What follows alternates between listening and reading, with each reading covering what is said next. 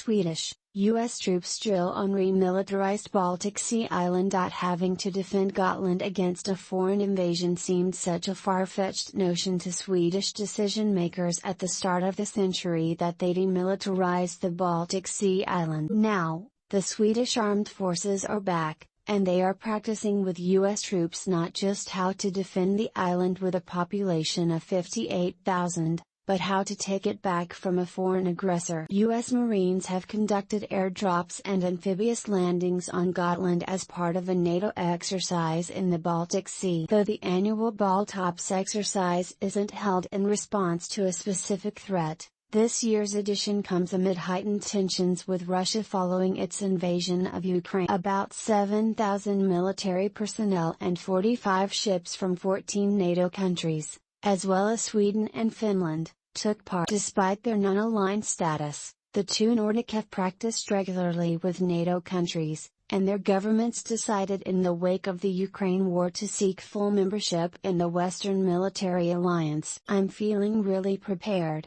I mean, we have made a big deployment on Gotland, and we will defend Gotland, Swedish call. Magnus Frykevall, the island's regiment commander, said as military hardware was being deployed on the coast. It's a really hard task to take a defended island.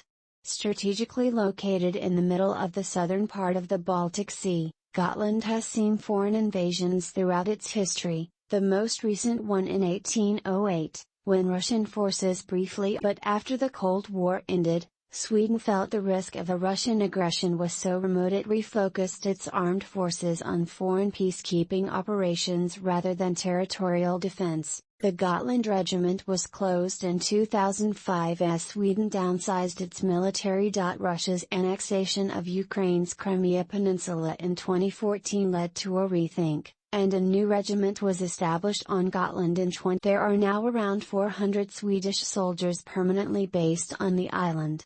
Further reinforcements are planned following Russia's invasion of Ukraine. Nonetheless, many Gotlanders feel Sweden would not be able to defend the island on its own. If we were to be invaded, we wouldn't stand a chance because our defense is too small.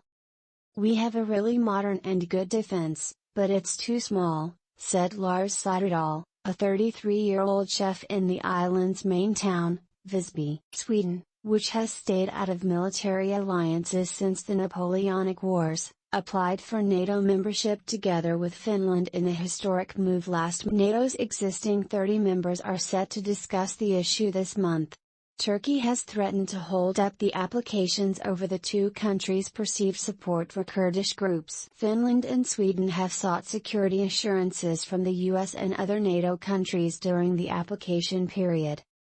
Kicking off the Baltops exercises last weekend in Stockholm, U.S. General Mark Milley, chairman of the Joint Chiefs of Staff, said it was important for the NATO allies to show solidarity with both Finland and Sweden. Their membership in the alliance would leave Russia in a difficult military position, with the Baltic Sea encircled by NATO members except for in Russia's Baltic exclave of Kaliningrad and the Russian city of St.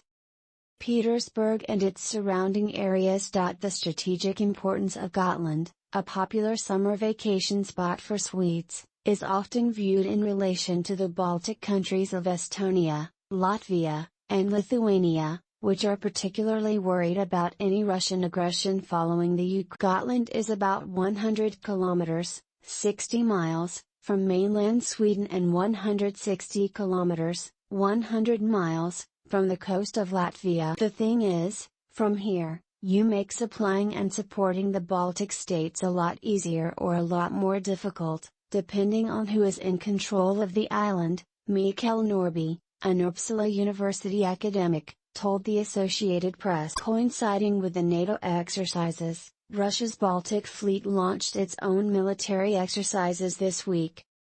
The fleet's press service referred to the maneuvers Tuesday as a scheduled exercise focused on various types of security tasks, including the tracking and destruction of enemy submarines. There are more than 20 warships and boats in the sea ranges of the Baltic Fleet, performing combat tasks both individually and as part of ship search and strike groups and ship strike groups. the press service said in a statement. It added that corvettes, patrol ships, small missile carriers, anti-submarine vessels, minesweepers, and landing hovercraft were among the vessels taking part in the exercises.